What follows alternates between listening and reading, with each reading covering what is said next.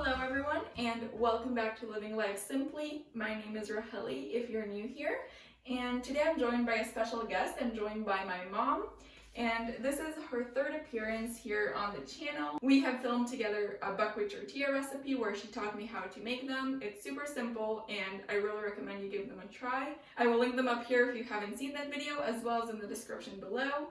We have also filmed together an anti-inflammatory tea recipe that I will also link up here and in the description below. And today we're filming a vegan gefilte fish recipe that we like to call Gefilte Tofu because we make it out of tofu. So that is our first ingredient. We will need 1 pack of firm or extra firm tofu, and if you have organic, that is even better. We also have 1 cup of almond flour, 3/4 cups of matzo meal, 2 medium onions that have been chopped roughly, as well as 2 potatoes that I peeled, and I peeled them because they're not organic. If you're buying organic potatoes, you don't need to peel them. And then I grated them and put them in a colander in order for them to release liquids. As you can see, they have started to. We also have here 2 tablespoons of psyllium husk, and we have 1 teaspoon of salt and an 1/8 teaspoon of black pepper for seasoning. And we also have 1 teaspoon of maple syrup. And we have some vegetable broth in order to saute the onions, but you can of course also swap it for some water. So now, I think without further ado, we're gonna get started. And this is actually my first time making the gefilte tofu, so my mom will be teaching me as well as teaching all of you. Okay, so after we grate the potato and put them in the strainer, we go ahead and saute the onions in broth. So we will put about 1/4 cup of broth or water and heat it a little bit, and then we put the onion, and I put it in a high heat and close the lid so it's like cook faster. I actually liked very much to eat gefilte fish, and when I did change my diet, I was looking for a form to continue this tradition or some kind of gefilte fish, and then I searched and made all kind of experiment, and then I came up with this recipe.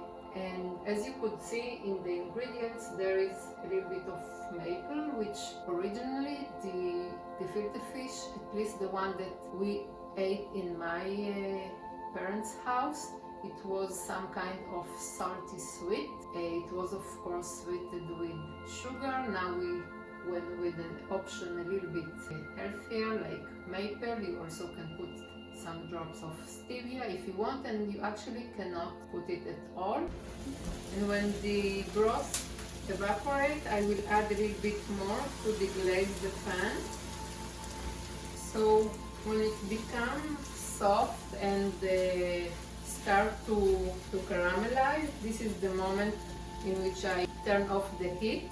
Okay, so when the onion is ready, we will be transferring to the food processor, and then we will squeeze one last time the potatoes, take out all the water and pass it to the food processor also. And now we will process it for 2-3 pulses just to start to combine them together. And now we'll be open and add the spices, the maple and the tofu. I will crush it with my hands so it helps it to come together. And now we do process it together until it's all combined. So in the middle I always open it, and there is some parts that I like put them together, and each food processor is different, so it might take you less or more, but in the end it will be combined. So I think that now it's ready. It's well combined, and even there is a small pieces of the onion or the potatoes, it's totally fine. So when the batter is ready, we will be transfer it to a bowl. Before I continue, I always like to taste, and you can do the same and decide if my taste is yours. And for me, it's perfect. It's quite kind of plain, but I like it. It's very subtle and Ashkenazi tasting. very much. So now we will be adding the Matzah meal. matzah meal. And if we wanted to be gluten-free, what can we add instead? So if we want to do it gluten-free instead of the matzah meal, we can add any gluten-free flour. For example, cassava flour or buckwheat flour, and it works perfect. Then we will add the almond flour and the psyllium husk, which is actually a plant, and the husk of this plant, it has a lot of fiber, so it absorbs a lot of liquid, and it helps to solidify all the mix. Okay. And in the case you don't have psyllium husk, if it's harder to find maybe? So in case you don't have, you just put 1 cup of matzah meal instead of 3/4, and then we mix it well. Do you want to do it? Sure. Thank you.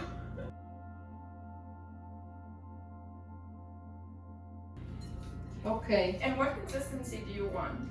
So it's a soft dough. Anyway, we will now let it rest in the refrigerator for 20 to 30 minutes. The fibers will absorb the Moisture, the right? moisture, and it will be much easier to make the next step. Yeah, and while this is in the fridge, we are going to make the broth to cook it, correct? Right. So now we're ready to prepare the broth, and for this, of course, you will need some liquids. So we have here 2 cups of vegetable broth that I make at home from vegetable scraps, and I have a video on it that I will link up here as well as in the description below if you want to check it out. We're gonna dilute it with some water, but if you just have water, you can of course use just that. It will be enough. We also have 2 carrots that my mom sliced into diagonals, and that's the way she liked it. You can just slice it regularly, it's up to you. We have 1 onion diced medium and some salt that we'll add to taste. So how do we prepare the broth? So as we start with the onion before, heat a pot, but it should be as wide as it's possible and shallow. So we will add some broth to it, and then actually I will add the onion and the carrots, and I will close the lid again and we'll leave them to cook for about 3-4 minutes. Okay, so now after we cooked it a little bit, the onions start to be transparent. We can add some salt, and here again you actually can add, if you want, some black pepper and a little bit more of sweetness if you like, but I just put a little bit of salt. And now we want to add liquid, actually that it will be about 1.5 to 2 inch high. So the amount of liquid you add will depend on what pan you're using, but you want the height of the liquid to be about 1.5 to 2 inches, you said. Okay. Yes, and now we will put it on a high heat and bring it to boil. And meanwhile we bring it to boil, we will make the loaf from the butter we made. So we will take it out from the refrigerator now, and I will show you how do I prepare them. Okay, so now we took the butter from the refrigerator. and actually it's perfect. It's consolidated. Just I wanted to mention, if you want some more fishy taste, you can also add 1 to 2 teaspoons of dulse flakes, which is a seaweed, and it can give it a little bit of fishy taste. It's up to you. So I will be split it in 2 parts. Doesn't need to be exact. And I take and I knead it in my hands a little bit. And you can take a little bit of water to put it on the surface, and then I start to form a loaf. Yeah. When I made the loaf, even it's not the final size and shape, I will transfer it to a parchment paper, and I roll it into a parchment paper, and then you can roll it a little bit more until you get to the shape you want, and I squeeze the edges and press it well so it's compressed. And then I make like a candy. In the end, I twist it like a candy, and then if you can Cut off the excess or just leave it on, right? It doesn't matter too much. Okay, and we will have it ready with the opening of the parchment paper facing up. Do you want to try the second one? Okay. And as I mentioned, this is my first time making it, so we'll see. Now we have our 2 rolls over here, and what do we do with them? We will go and check on the broth, and if it's boiled, Add them in? yeah. Okay, so now it's boiled. So we will put it on medium heat, and then very gently and carefully, right? yeah, we will be transferring it to the broth with the opening facing up. Okay, and now I like to close it, but not totally, to leave a little bit of opening, and I will put the heat on medium, and it should be cooked now for 40 minutes. So now the 40 minutes are almost up, and halfway through we turned it down to minimum to let it finish cooking. And yeah, when it's done, we will turn it off and let it cool for a couple of hours. okay, so now it's been about an hour and a half since we let it cool. And if you have more time, the more you let it cool, the better. So it's going to be easier to work with it, right? Yes. And what do we do now? Okay, so now we will be transferring cutting board. I took out the wrapper from here, and I will transfer it to a glass pan. And now I will cut it in slices. Thereabout, I like it this way. You are welcome to do it thinner or whatever you like. I do it about 3/4 inch or an inch. So once you have everything cut up, it is time to serve it. So my mom normally enjoys serving it on top of a bed of lettuce, so we'll show you how we like to serve it up. So now to serve it, as we said, we have the plates with the lettuce. So I like to put it as a flower, and I like to add the carrots as a decoration. After that, I serve a little bit of broth with onion.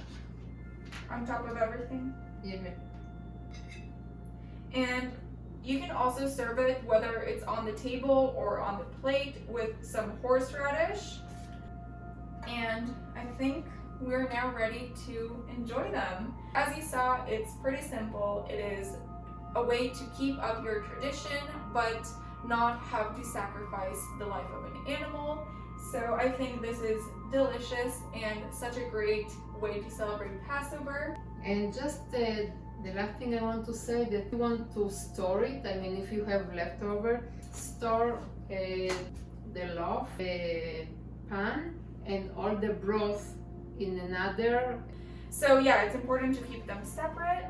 And if you would like to learn actually more recipes that are vegan and also gluten-free, my mom is holding a workshop next weekend, and you should definitely check it out and sign up if you're interested.